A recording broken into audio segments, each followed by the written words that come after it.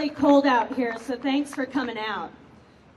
Just a little brief background. The ACLU, or the American Civil Liberties Union, was founded in 1920 to defend and preserve the individual rights and liberties guaranteed to all people in the country by the Constitution and the laws of the United States of America. The ACLU commends the Obama-Biden transition team for including sexual orientation and gender identity in its non-discrimination policy as it prepares to assume power in 10, count them, 10 days. Although President Bill Clinton signed Executive Order 11478, which prohibits discrimination on the basis of sexual orientation, there are no explicit federal protections from gender identity bias in government hiring. As the new administration gears up, it should be focused on hiring the best people for the job.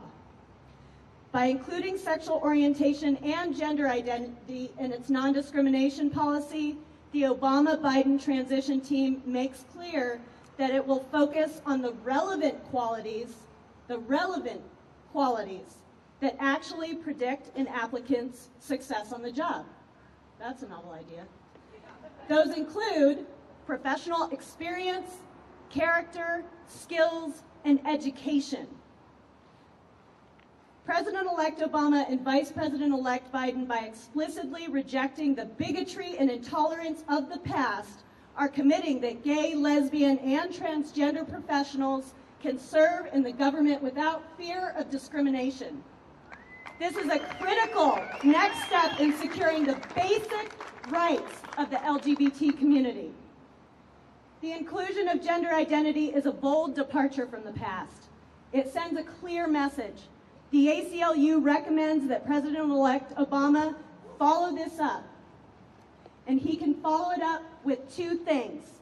Number one, he can ban discrimination on the basis of sexual orientation and gender identity in federal contracting. And two, he can urge Congress to pass a Gender Identity Inclusive Employment Non-Discrimination Act on the federal level, called ENDA. The next president will become chief executive of a nation that is greatly weakened. In particular, our freedoms, our values, and our international reputation have been greatly undermined by the policies of the past 8 years. This year, we can begin putting our Constitution back together, and yet the worst economy in generations may become an overwhelming distraction if we are not careful. Fundamental civil and human rights could take a back seat, even in a Constitution-friendly White House. People who believe in civil and human rights must seize the opportunity to fix our constitutional crisis and our economic crisis at the same time. It is not a decision of one or the other. It is both, and it is now. So what can you do? Because it's great to come out, but what can you do? I'm asking you to do the following things. Make a commitment to holding our leaders accountable by signing the petitions that are circling and giving them to President Obama. We expect results on the promises that he made during running for President of the United States. Number two, make a commitment by contacting your legislators to amend the Idaho Human Rights Act, our local legislation that is similar to ENDA. If you need more information about the Idaho Human Rights Act, I have papers.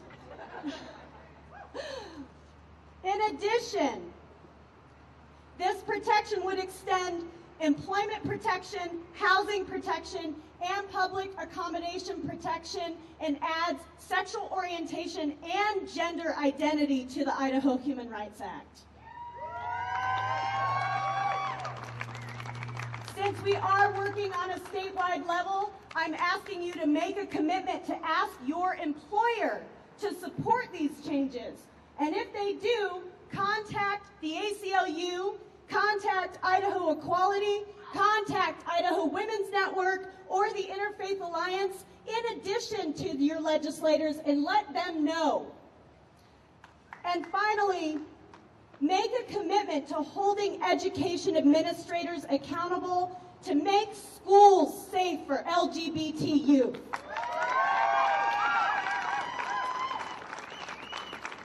Last night, I had the honor of attending United Vision for Idaho's 2009 celebration dinner. When Emily Jackson Edney accepted her award for Grassroots Leader of the Year, one of my personal heroes, she used my favorite Einstein quote. It's the quote that's taped to my computer at work, that quote that I look at every single day. And it says, "Great spirits have always encountered violent opposition from mediocre minds." I implore you, as she implored us last night, now is not the time for mediocrity. Thank you.